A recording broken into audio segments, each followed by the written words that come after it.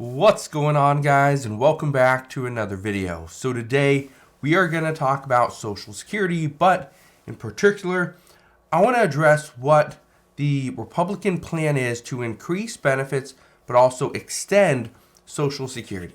Ensure that Social Security does not become insolvent within the next 10 years. So the big question that I've been getting a lot lately is, what is the plan? Do Republicans even have a plan? Do Democrats have a plan? Well, the answer is yes. Both parties, according to reports, have a plan. But the plan for Democrats, let's raise taxes. That is what they want to do, is raise taxes. And this really goes against what President Biden has, his campaign promise that nobody making less than $400,000 per year would pay a penny more in taxes. However, that's not looking likely. That is something that they're going to go after. So that is the Democrats' plan, is to raise taxes on, everyday individuals. But also, the reason behind this is if they raise taxes on just everyday people like you and I, that means the wealthy are going to have to pay more taxes as well. That's the key. For Democrats, they want to raise taxes on the wealthy and large corporations.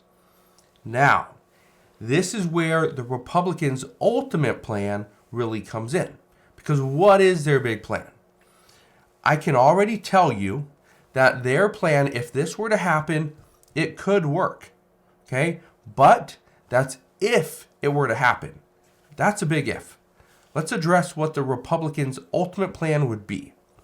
First off, the Republicans' ultimate plan, or shall I say their ideal plan, this would help a lot of people.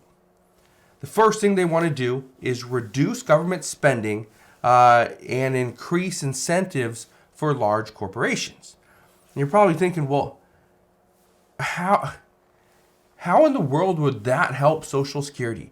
By cutting spending elsewhere in the government budget, but increasing incentives for large corporations. Why would we do that? Here's why.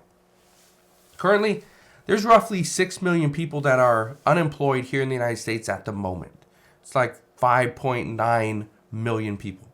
It's a lot of people. Now, even if half of those people, let's say 3 million people, got a job, that would mean that the revenue going into Social Security would increase. So we would have more money, right? That's a good thing.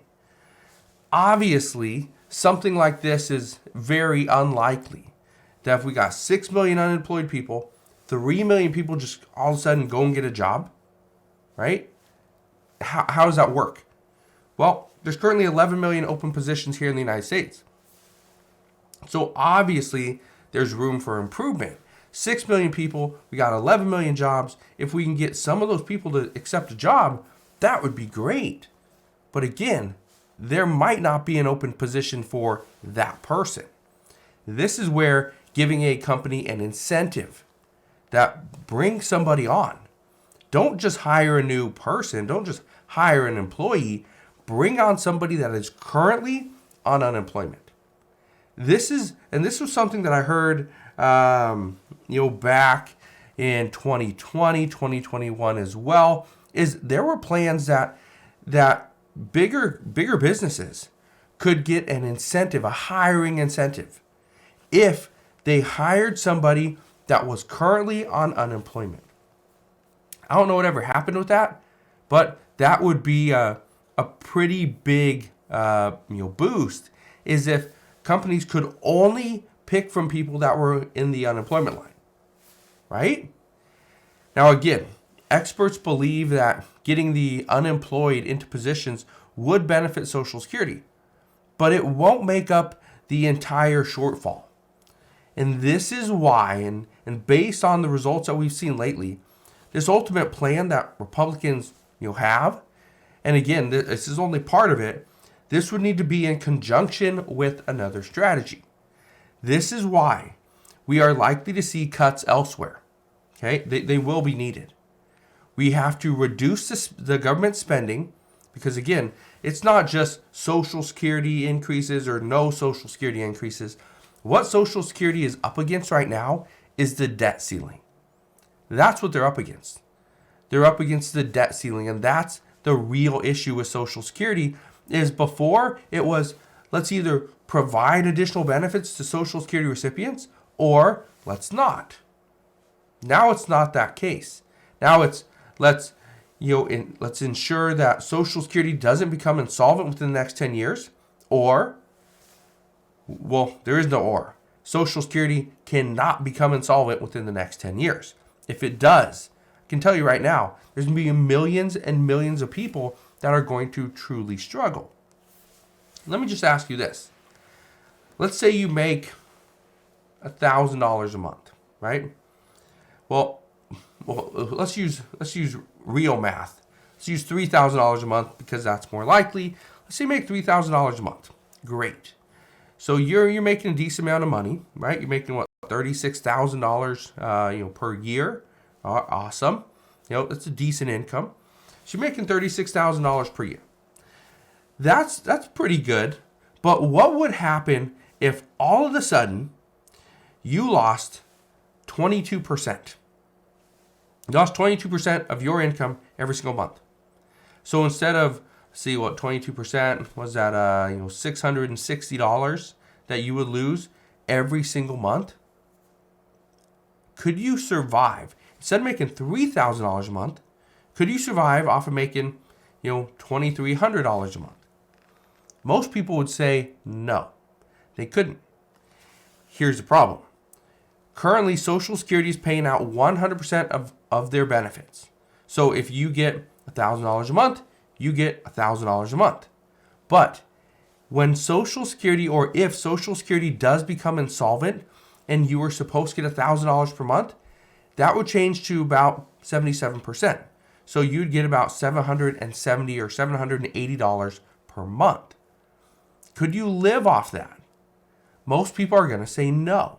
They have to have their full benefit amount or they cannot live. This is part of the problem. And this is why I bring this up, is because we have waited so long.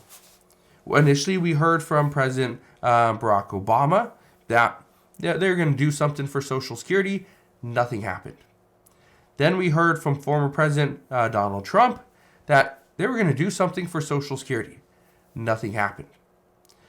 We also heard from President Biden. They were going to do something for Social Security within his first couple of years.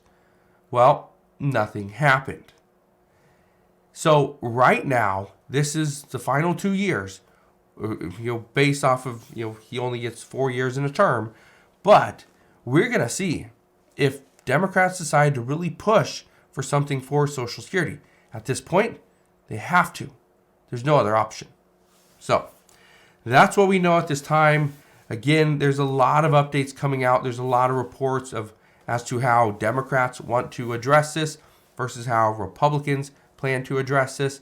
I try to bring all those reports together, try to figure out what is actually going to happen, what is going to go on moving forward. So as soon as I get more information, I promise I will fill you in on all the latest news and updates. But again, that's our Social Security update for this weekend. Hopefully you guys have a wonderful rest of your day. Consider subscribing, and I'll see you guys on the next one.